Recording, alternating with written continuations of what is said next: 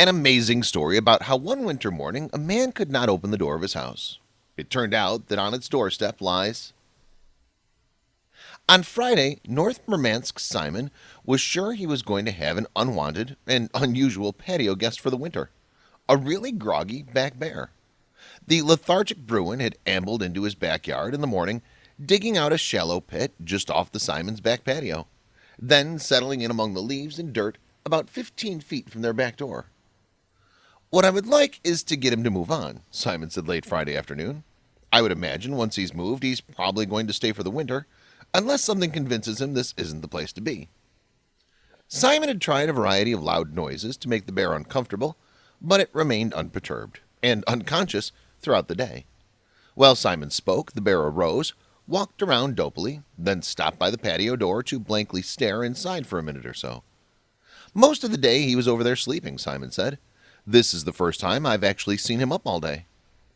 Denied entry to the house, the bear ambled back over to his spot and plopped down, dropping his head between his front paws, apparently exhausted by all the effort.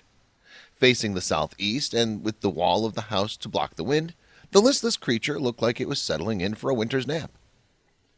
Black bears do not hibernate in the textbook sense of the word, by dropping into a completely unconscious state with greatly reduced metabolism, but they do den for the winter, sleeping excessively and not moving around much.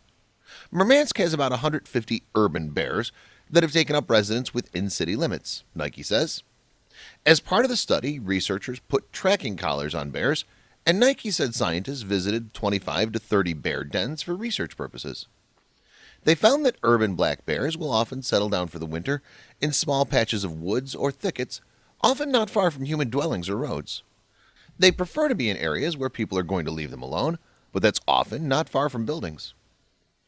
"What I did was Friday night was I turned on all the lights on his den, and I think he decided that was too much activity for him, and that's good for me," Simon said. Nike said he's not surprised the bear left. "In most situations like this, if you give it a little time, they'll resolve themselves," Nike said. "It sounds like this guy did the right thing. If you do something to make the bear uncomfortable, most times it will leave." Nike stressed that you should never approach a bear, as even a seemingly sluggish bear could be dangerous. Banging pots and pans, blasting an air horn, or otherwise making a lot of noise, from a safe distance, usually does the trick, he said. It's unusual for bears to attack humans, but 2 such cases have occurred in the mountains in recent weeks. Simon, who lives on West Road, not far from the lake, said he and his wife, Matilda, are used to bears roaming through their wooded neighborhood, but they don't consider them a nuisance.